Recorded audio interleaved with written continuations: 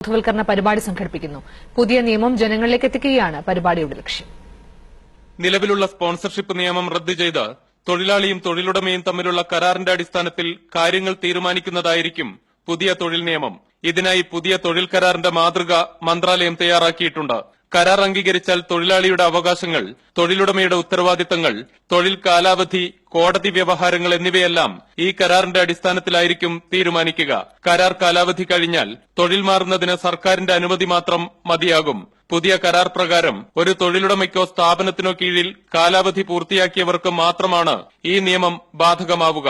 അതേസമയം പുതിയ തൊഴിൽ നിയമം പ്രാബല്യത്തിൽ വരുന്നതിനു മുമ്പ് വിസ റദ്ദു ചെയ്ത് നാട്ടിലേക്ക് മടങ്ങിയവർക്ക് പിറ്റേ ദിവസം തന്നെ തിരിച്ചുവരാൻ കഴിയുമെന്ന തരത്തിൽ പ്രചരിക്കുന്ന വാർത്തകൾ അടിസ്ഥാനരഹിതമാണ്. സർക്കാർ ഇത് സംബന്ധിച്ച വിശദാംശങ്ങൾ പുറത്തുവിട്ടാൽ മാത്രമേ ഇത് സംബന്ധിച്ച വ്യക്തമായ വിവരം ലഭിക്കുകയുള്ളൂ. ഇക്കാര്യങ്ങൾ വിശദീകരിക്കുന്നതിന് ഖത്തർ ചേംബർ, വിവിധ എംബസികളിലെ ലേബർ പ്രതിനിധികൾ, കമ്മ്യൂണിറ്റി നേതാക്കൾ, സ്വകാര്യ സ്ഥാപനങ്ങളിലെ പ്രതിനിധികൾ എന്നിവരെ ഉൾപ്പെടുത്തി ബോധവൽക്കരണ പരിപാടികൾ സംഘടിപ്പിക്കാനാണ് തീരുമാനം. 2 മാസം നീളുന്ന ബോധവൽക്കരണ ക്യാമ്പയിനുകളിൽ ഇത് സംബന്ധിച്ച വ്യക്തതയുണ്ടാകുമെന്നാണ് ഇപ്പോൾ ലഭിക്കുന്ന സൂചന. Anvar Paleri, Asianet News, Doha.